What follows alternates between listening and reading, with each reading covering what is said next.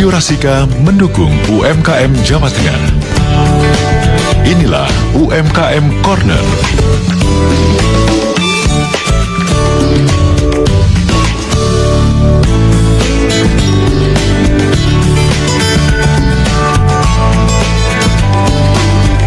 Kita akan ketemu dengan kawan-kawan para pelaku usaha di segmen UMKM Corner Rasika dukung UMKM Jawa Tengah. Aku akan ketemu dengan seorang yang sangat menginspirasi ya, karena nanti beliau akan bercerita banyak apa yang menjadikan usahanya ini sangat menginspirasi. Ada Mas Jafar Labib dari Tirem Galeri Pati. Halo, selamat siang. Selamat siang, Mbak. Iya, bacanya Tirem atau Tirem? Tirem, Mbak. Oh, Tirem, oke. Iya, benar. Tirem Galeri Pati. Jadi Mas Labib ya? Atau iya. manggilnya Mas Jafar? Apa ini panggilannya? Mas Jafar bisa, Mas Labib bisa, Mbak. Bisa semuanya ya? Iya. Oke, di Tirem Galeri ini apa nih usahanya Mas yang mungkin bisa diceritakan ke kawan-kawan? Silakan. Untuk usaha saya di Tirem ini, itu saya mempunyai usaha pemanfaatan yang namanya sampah plastik. Sampah plastik? Ya, yang berada di sekitar lingkungan kita, Mbak. Itu saya bikin kerajinan. Judulnya sih kerajinan, tapi terus semakin kesini itu saya fokus ke lukisannya, Mbak. Jadi mulai kerajinan terus sampai akhirnya menjadi sebuah lukisan. Oh, oke. Jadi dari sampah plastik ya, plastik yang nggak kepake itu, karena kan kalau kita berbicara mengenai sampah plastik itu kalau udah dibuang itu nggak bisa terurai gitu ya. Jadi tapi ini dimanfaatkan oleh Mas Jafar untuk suatu kerajinan gitu ya. Idenya dari mana ini, Mas? Untuk awal itu saya mempunyai ide memanfaatkan sampah yang namanya sampah plastik. Berawal dari melihat banyaknya sampah plastik yang berada di depan rumah, di sekitar lingkungan, di selokan, sampah-sampah. Patinya mana ini? Di mana, Mbak? Patinya di mana tadi? Saya ada di Desa Dipat Lor, Kecamatan Tayu, Kabupaten Pati, Mbak. Oke. Nah, itu awalnya melihat sampah yang begitu banyak, sampah-sampah terutama sampah plastik yang berada di depan rumah, di tempat sampah, di lingkungan, di selokan. Nah, dari situlah saya terus mempunyai ide, mendapatkan ide bagaimana caranya sampah plastik ini biar tidak menjadikan sampah, saya bikin sesuatu yang bisa mempunyai nilai jual, Mbak. Seperti ini. Oke. Jadi memanfaatkan sampah plastik gitu ya awalnya ya, Mas Jafar ya. Iya. Oke. Terus kemudian dari sampah plastik ini lalu kemudian menjadi lukisan, itu ceritanya gimana itu? Awalnya gini, saya memanfaatkan sampah plastik itu saya bikin beberapa kerajinan, bisa diantaranya itu berupa songkok untuk sholat, terus celengan, tempat tisu, dan berbagai macam kerajinan jam dinding, terus akhirnya bisa membuat lukisan. Oh, itu awalnya ya, berarti awalnya belum ke lukisan ya? Lukisan. Oke. Terus saya kan sistemnya gini, Mbak, saya nggak mau monoton ke satu proyek kerajinan, saya mau mencoba yang lain, terus akhirnya saya menemukan yang namanya lukisan. Alhamdulillah. Terus saya bikin lukisan, kok banyak peminatnya, banyak yang memesan. Akhirnya terus dari kerajinan yang lain sampai ke lukisan itu ternyata lebih banyak ke lukisannya. Jadi waktu saya akhirnya terfokus di lukisan. Oh gitu ya. Oke, jadi akhirnya menemukan passionnya di lukisan nih gitu ya. Iya. Oke. Terus kemudian kan gini, plastik ini kan banyak banget ya, bisa dikatakan sampah wajib kalau di rumah tangga ya, Mas Jafar ya. Jadi untuk bisa dapetin plastik ini apa Mas Jafar ada yang ngasih gitu atau yang masuk gitu, atau gimana cara, atau mengumpulkan dari warga sekitar? Karena kan untuk bisa menjadikan suatu kerajinan misalnya untuk lukisan itu kan pasti butuh banyak ya bahan bakunya. Iya, Mbak, gini. Untuk awalnya itu saya menemukannya kan sejak tahun 2016. Itu lama ya? kerajinan tentang sampah plastik ini saya menemukan di 2016. Itu awalnya saya mencari sendiri, Mbak. Oh, jadi memungut di depan rumah, di sampah, di jalan-jalan, terus meminta sama tetangga, meminta sama keluarga, saudara. Terus akhirnya dengan berjalannya waktu, alhamdulillah sekarang saya mempunyai satu pemulung yang saya khususkan untuk mencari sampah plastik, beliau. Oh, oke. Terus setelah itu dia mencari sampah plastik. Kalau dia sudah mendapatkan sampah plastik, dia ngabari, Mas, sudah dapat sampah plastik banyak, Mas. Terus saya ambil, saya beli. Oke, jadi memang manfaatkan pemulung yang memang khusus nyari sampahnya sampah plastik gitu ya. Tapi ini menarik loh. Jadi sampah plastik itu kan banyak sekali ya, Mas ya. Jadi apa namanya? Kadang-kadang tuh kita pun ya kalau misalnya mau buang gitu kan, aduh sampah plastik gitu. Karena kita tahu bahwa sampah plastik ini kan nggak akan terurai ya. Jadi apa namanya? Kalau bisa dimanfaatkan itu kan sesuatu yang patut diapresiasi gitu. Ini bagus banget gitu kan ya. Apalagi kemudian hasil karyanya ini juga bagus ya. Sudah kemana aja ini Mas Jafar untuk memasarkan hasil karyanya dari sampah plastik ini? Untuk pemasaran selama ini, untuk awal-awalnya dulu, Mbak, itu saya sering mengikuti pameran, Mbak.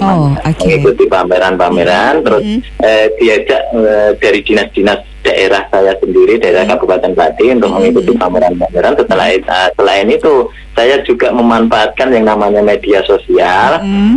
Saya promosikan di situ. Selain itu juga saya memanfaatkan yang namanya koneksi link jaringan-jaringan ini, Mbak. Jadi terus juga itu. Oke.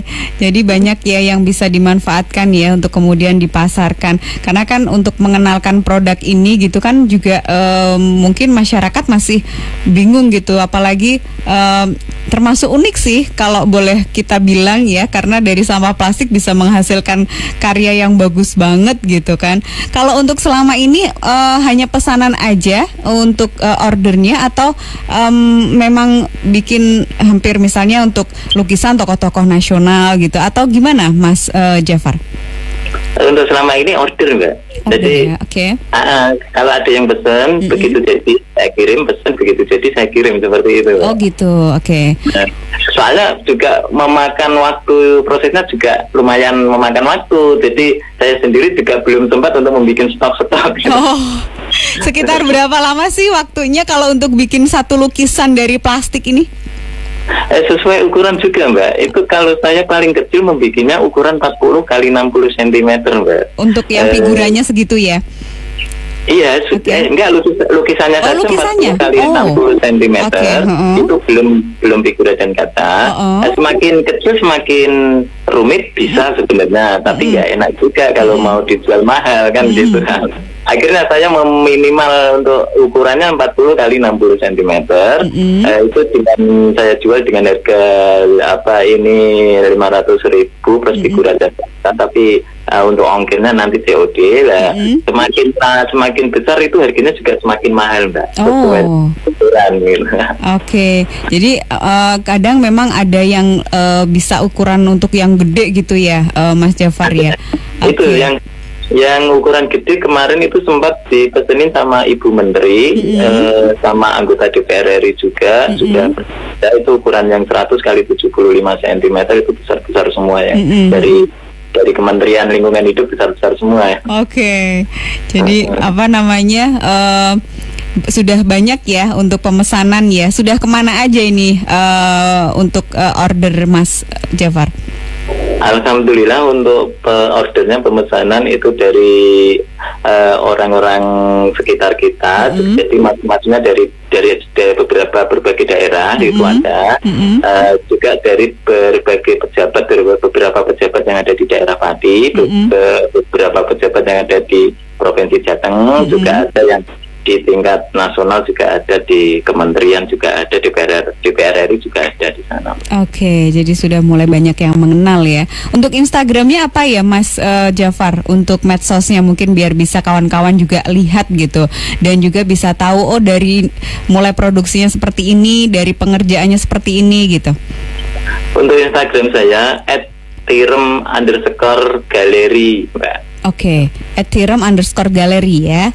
Iya. Oke, nanti biar bisa dilihat ya untuk medsosnya. Kalau misalnya nih kita mau order gitu ya, kita ada di luar kota gitu. Terus kemudian biasanya apa? Mengirimkan gambarnya gitu, foto misalnya foto keluarga gitu bisa, atau komunikasi dulu misalnya seperti ini dengan konsumen, gimana biasanya kalau untuk yang mau order Mas Jafar? Kalau dari luar daerah, dari luar kota, ya semuanya Mbak, bukan dari luar kota, dari dalam kota juga ya gitu, kirim foto, kirim foto. Tapi untuk sementara ini saya membikinnya satu frame satu aja Mbak. Oh gitu, oke. Satu frame dari baca, begitu saya kirim foto, nanti saya edit, saya sketsa, saya edit dari sketsa itu, nah. Setelah itu saya proses, jadi saya kirim lewat ekspedisi. Itu pun saya ada jaminan Mbak, apabila dalam pengiriman sebelum nyampe atau di gudang ekspedisi ada pecah kaca atau apa, tak suruh balik saya ganti lagi Mbak. Oh oke. Jadi memang benar-benar ada garansi gitu ya Mas Jafar ya. Bahkan kalau sampai puluhan tahun lukisan itu nanti rusak, kalau kita masih diberi umur panjang itu bisa benahi lagi itu. Oh gitu ya. Bisa diganti, Mas, dibenerin lagi gitu ya. Oke. Kalau ini, kalau apa namanya lukisan kemudian kan itu dibuatnya dari plastik bekas gitu ya. Dari mulai pengerjaan mungkin bisa diceritakan Mas Labib. Jadi dari pengumpulan plastiknya, terus kemudian pengerjaannya pasti kan juga butuh waktu yang mungkin nggak sebentar ya. Mungkin bisa diceritakan dari awal, mulai dari pengumpulan plastiknya, terus itu kan juga pasti harus dibersihkan dulu atau bagaimana? Mungkin bisa diceritakan. Oh iya Mbak. Untuk proses pembuatannya itu emang memakan waktu yang lumayan juga Mbak. Itu yang ukuran 40 x 60 itu maksimal bisa 5 hari, 60 x 80 itu bisa 7 hari, 75 x 100 cm itu bisa nyampe 2 mingguan. Itu untuk proses pembuatannya itu plastik yang dari pemulung, itu saya tampung, saya terima, saya cuci orang yang membantu saya mencuci, yang di rumah ada. Setelah diproses cuci baru dikeringkan, plastik itu kering, benar-benar kering, kita sistem potong memanjang. Setelah sistem potong memanjang, plastik baru potongan-potongan itu kita kepang Mbak. Jadi ada orang yang mengepang juga, sistem kepang rambut itu Mbak. Bikin kepangan rambut itu, setelah itu baru ditempel ke sketsa. Setelah sketsa sudah jadi, kita finishing pakai pengkilap, clear, yang namanya pengkilap clear itu biar apa? Satu biar lebih menarik, ada pengkilapnya, terus kedua untuk merekatkan dari plastiknya itu biar tambah awet. Oke. Ternyata rumit ya, karena detailnya kan proses detailnya lama ya, hampir semingguan ya. Kalau misalnya nih Mas Jafar, misalnya ada ya gitu, ada yang pesan gitu atau order untuk souvenir. Nah kalau untuk souvenir ini kan biasanya kan jumlahnya banyak, gak cuma satu. Kalau selama ini pemesanan mungkin hanya satu ya Mas Jafar, atau sudah pernah gitu dapat misalnya untuk pemesanan berapa gitu dengan gambar yang sama gitu, pernah nggak punya pengalaman itu? Ini sementara ini saya belum pernah Mbak. Belum pernah ya? Satu. Biasanya kalau dari kementerian itu langsung bukan borongan, apa ya namanya, Bu Menteri nanti dibikin itu langsung jadi satu kayak gitu. Oke. Jadi fotonya beda-beda. Fotonya beda-beda. Itu lebih sulit nggak sih kalau fotonya beda-beda gitu? Ya kita tergantung dari editannya Mbak. Gitu ya. Oke. Jadi kalau mungkin fotonya sama gitu mungkin akan lebih mudah ya. Tapi kalau misalnya lebih mudah. Bener. Oke. Karena kalau fotonya beda-beda kan berarti harus menyesuaikan dulu gitu ya. Iya, berarti kan satu foto ngedit lagi, satu foto ngedit lagi. Oke. Jadi emang sebenarnya itu nggak gampang ya untuk bisa jadi lukisan ya Mas Jafar ya. ya, karena memang butuh ketelitian gitu ya. Detailnya terlalu banyak gitu kan ya. Jadi untuk bisa jadi satu lukisan itu memang ya benar-benar mahakarya lah ya. Makanya untuk itu gini, itu memang membutuhkan kesabaran, ketelitian, kedelian, imajinasi tinggi gitu Pak.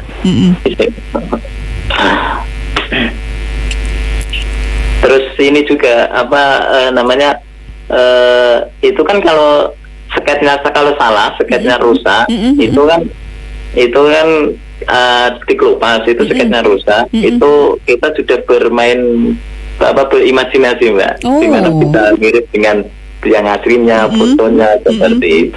Oh gitu ya, oke. Nggak bisa disetip, nggak bisa dihapus. Nggak bisa dihapus ya. Berarti kalau sudah kayak gitu terus gimana? Harus ngulang lagi dari awal gitu atau gimana? Ya itu, berarti kita harus benar-benar bukan mengulang awal, cuman kita perbaiki yang rusak, yang salah itu dengan memakai imajinasi seperti itu. Seperti itu. Oke, jadi memang butuh kesabaran ya ini, dan tentunya kesabaran ini tidak hanya untuk yang membuat, tapi juga yang sudah order juga mungkin harus nunggu gitu ya. Tapi kan sudah saya maksimalkan tadi harinya, sudah saya kasih tahu untuk ukuran segini, ukuran apa maksimal jadinya 5 hari, ukuran segini seperti itu. Oke, jadi memang sudah ada estimasi waktunya pengerjaannya segini gitu betul. Ya. Oke, baik, Mas Jafar, terima kasih ya waktunya ya. Semoga dengan memanfaatkan limbah plastik ini usahanya terus bisa berkembang ya kan. Terus kemudian juga bisa menginspirasi banyak orang, karena tentunya memanfaatkan limbah plastik ini adalah sesuatu hal yang sangat-sangat patut diapresiasi. Karena memang belum banyak yang melirik ini gitu ya. Dan saya juga seneng banget gitu ada orang yang bisa memanfaatkan limbah plastik, karena secara limbah plastik itu di mana-mana banyak, dan tentunya kalau bisa dimanfaatkan itu kan menjadikan bumi lebih baik gitu ya. Ya, di samping itu bisa menjadikan nilai jual kita kan, kita mendapatkan ekonomi, menambah ekonomi kita. Betul. Oke. Ini sebenarnya sih saya bukan untuk mengurangi sampah plastik Mbak. Itu program pemerintah nggak apa-apa silakan. Tapi saya ingin memperpanjang usia plastik tersebut biar lebih panjang lagi usia plastik tersebut. Plastiknya dimanfaatkan gitu ya? Ya, dimanfaatkan biar nggak menjadi sampah, biar nggak menjadi sampah di lingkungan. Terus saya perpanjang usianya lebih panjang lagi. Oke. Dengan cara bikin beberapa kerajinan. Dibuatlah kerajinan gitu ya. Oke, baik. Semoga nanti banyak ide-ide kreatif ya, Mas Jafar ya. Dari kegiatan atau dari kreasi yang mungkin sudah dilakukan oleh Mas Jafar terkait dengan sampah plastik ini. Semoga semakin sukses ya Mas Jafar ya untuk usahanya. Amin Mbak. Ya, terima kasih waktunya. Selamat siang. Selamat siang. Ya kawan, itu tadi Mas Jafar Labib dari Tiram Galeri Pati, pengrajin sampah plastik ya, dan tentunya banyak sekali yang sudah disampaikan dan juga hasil karya yang juga sudah dikeluarkan oleh Tiram Galeri atau dari Tiram Galerinya Mas Jafar. Kalau misalnya Anda penasaran, ingin tahu seperti apa sih hasil karyanya, bisa langsung buka di Instagramnya tadi sudah disampaikan ya. Dan untuk yang mau order, boleh silahkan sekalian juga bisa follow di Instagramnya.